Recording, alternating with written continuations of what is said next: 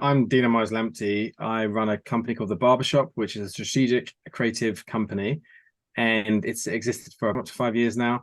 It's fully owned by myself, so it is an ethnically diverse company, and that's after 15 or so years working in the agency world. I'm also I have a few different hats that I wear. I'm a trustee for Brixton Finishing School. I'm a fellow and a board member of the Marketing Society, and I also co-chair the Conscious Advertiser Network.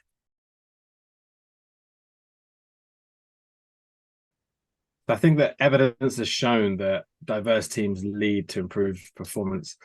McKinsey have done a great study in 2018 that showed that diverse leadership teams generate about 33%. They're more likely to outperform on profitability. And I think Harvard Business Review did a similar thing where they showed that they were 45% more likely to generate market share growth as well. And so there's a lot of evidence that's out there. Deloitte have done similar things as well that have shown this correlation between diversity and innovation. But also there's strong evidence that shows how it improves employee engagement as well. So having diverse teams makes your company a place that people want where they want to work, but also where they want to produce their best work as well. It gives this sense of psychological safety and inclusion that allows people to really bring their best selves to work and just outperform the competition. And in today's kind of like highly competitive landscape, you need every single little bit of advantage you can get. And key to that is making your employees fulfill their potential in the places that they work. I think as well, the other thing that's really important for brands is that you need to have a better understanding of the market, the customers that you're talking to. And customers have higher expectations. Customers are diverse. More and more businesses are global businesses now. So what is often a local minority is often the global majority as well.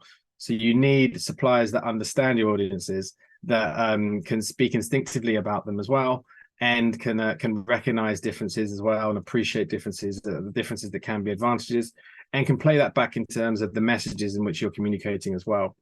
So, I mean, ultimately, I think that, if an organization believes in the power of diversity for its own company, then it should be setting that standard and expectation for the companies that it works with and the suppliers that it works with, just so it can fulfill its full potential. I think that the challenges that I see is that I think there's a lot of talk, there's a lot of pledges, but there's little transparency about the actions that have been taken and the progress that's been made with those actions as well. So I think that without knowing things such as the diversity of the workforce in clients' offices themselves, then I think we struggle to fully be able to insist that the suppliers are as diverse as they could be, because a lot of the time the agencies are reflecting what they see in front of them. They're seeing the clients as being non-diverse, and they're putting non-diverse teams in front of them. And I think that you really need to kind of practice what you preach, really, in terms of what your expectations are for your agencies and what the expectations are for your own company as well. And added to this, I think that the RFPs often include diversity as a requirement, but it's rarely the thing that really weights the final decision as such. It's rarely the weighting of it is not necessarily enough to really impact the final decision. I think it's there, but it's not meaningful enough. All too easy, all too often rather, is easy for suppliers, agencies and suppliers just to pass the test by quoting policies and initiatives that they're doing. But meanwhile, the key numbers, the numbers that matter, can be poor. And those numbers are about diversity in terms of inclusion in the workforce, in terms of how well included people are, but also diversity at the highest levels in terms of C-suite and board levels. I think the procurement process can definitely improve and can improve. It's got a lot of room to improve. I think firstly, I think more weighting can be placed on the diversity scores that are within the assessment. And there can also be an insistence on more meaningful data as well as being part of that assessment. So things like board level diversity, percentage change in terms of showing improvements year on year and the progress that's been made. Things like ethnicity pay gaps can also be included for companies over a certain size. And I think that also there should be more transparency into the success of the intermediaries that are often used in the process as well, about how successful have they been in terms of getting diverse companies commissioned and also getting them onto tender processes in the first place. So I think the other thing that clients can do is they can make more demands of their own procurement teams as well. And I think they can ask for things like, solely, a diverse list, so diverse only list. How about, flipping it that way around and saying, actually, we only want to see a list that is made up of companies that are 51% owned by minorities. Or it could be the case that they look at things like smart partnerships with existing companies as well. So maybe there's an assistance upon some of these bigger companies that they're probably often, reviewing and working with, for them to come up with solutions, for them to come up with partner-led solutions that pull in diverse companies as part of their proposal and part of their pitch. Of course, there has to be that transparency as to the role and the fees that company is working with them, the deal that's happening as a partner.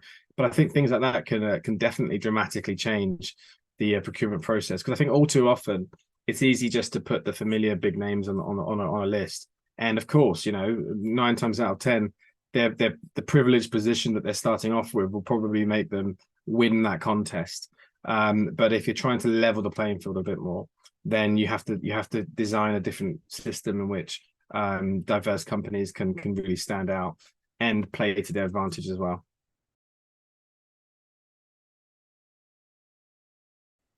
Yeah, completely. I mean, there's a lot that needs to be really thought about when it comes to the pitch process. Often the pitch process is flawed for many reasons, and probably central to that reason is that as agencies we tend to like to pitch.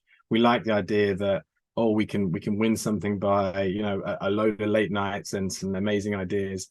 But I think the truth is rarely that. There's so many different factors that go into the scorecard of winning a pitch, that really, I think it's just that there's a lot of hours and attention that gets put into it to produce that final piece of work, and it's not just a one-off occasion. It often goes over months and months and months. And I think that it's just a resource game. A large part of it is a resource game.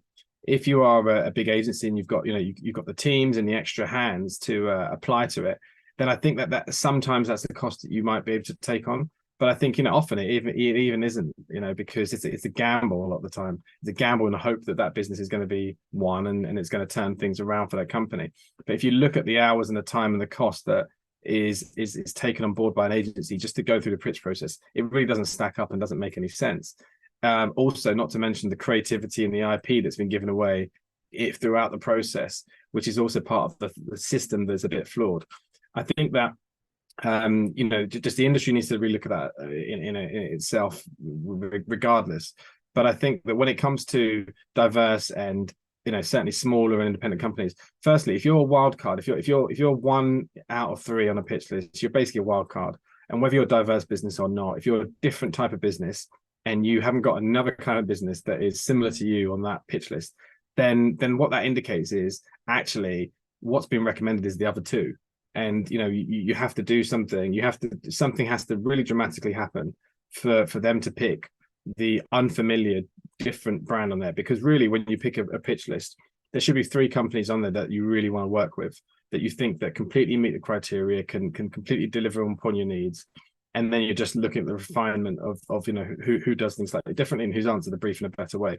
But I think too often the diverse company can be put on there, and they should really be marked by a different scorecard in a sense, because they're bringing something different to the table. But if they're marked by the same scorecard, then the chances are they won't win. They won't have the size, the scale, the other factors that are really important as part of the pitch process for certain clients, and they will lose out, unfortunately. But they'll also lose out because there would have been a lot of time and effort put into that pitch process, and that would have been time and effort that could have been put on existing clients or getting business through other means by not pitching.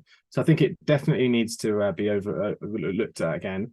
It is a definite disadvantage for minority-owned companies, but also smaller companies that just don't have the spare teams or the rooms of junior staff to throw in and get to work late nights and on weekends and write things off for the company. I think there's a lot to be done there. And it needs to be done. And I think clients can lead in the forward thinking side of things in terms of come up with solutions and ideas themselves. And I think that the pitch process is never really real anyway, because really what you're trying to do is you're trying to get an understanding of whether you trust that team and what it's like to work with that team. So you're far better probably setting off some kind of task or giving them a project to work on. and seeing how they perform on a project. I think that's a much more realistic way of working out, what it's going to be like to work with another company. There was one thing, I'm going to cheat a little bit with this because I'm going to cover two areas, which is I'm going to say reciprocal transparency of goals. So it covers a few different areas. I mean, the reason for the word reciprocal is because I think that clients and brands should be setting their agencies and suppliers demands and standards that they hold themselves accountable for as well. I think those should be transparent, as in the data and the targets that they are setting, that an agency setting themselves, or that they're demanding an agency sets, that should be on every level. So at board level, pay gap data, inclusion data, that should be seen, and the progress of it should be seen and measured as well. So it should be stake in the ground. We're starting off here. In year 1, we want to be here. In year 2, in year 5, we want to be here and there. And I think that the clients should be reciprocating that and doing that themselves, and shining a light on their own diversity in their own teams as well, and practicing what they're preaching in that sense. And I think that, yes, it is about setting kind of meaningful goals with that transparency as well. So it is about reciprocating it, not just showing transparency, but not showing it going anywhere, showing that actually it is moving in the right direction and progress is being made. That's the one thing that I think would make a significant difference.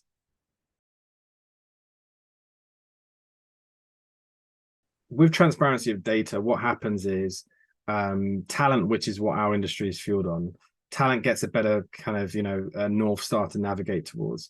Talent wants to work in places that are forward thinking, that have got diverse workforces, but also have a path to progress for themselves as well. And often with the lack of transparency about data at every level, people find themselves in organizations that promised a lot and pledged a lot and claimed a lot, but actually in reality, behind the walls, they weren't what they described themselves to be. And that's probably the worst position to be. And really, from my perspective, I want to see a world where actually that data is really clear and transparent. So the best companies win by attracting the best people, because they do what they say on the tin in that sense. And when you go in there's no surprises, and you are an inclusive place, and you can produce your best work and progress. And I think that's the same for brand and client side as well as it is for agencies. The final thing I'd say is that it's really important. I think collaboration and sharing ideas. You have quite a few organizations, making kind of big pledges about suppliers and diversity, and having certain standards that they're holding themselves to. And it's good to share that knowledge and to show others what's working, why it's working, talk about suppliers that have had good experiences with, but also keep broadening the pool and connecting to networks, other networks that can probably tap into whole new resources that people aren't necessarily familiar with, but could be providing the solutions that they're looking for.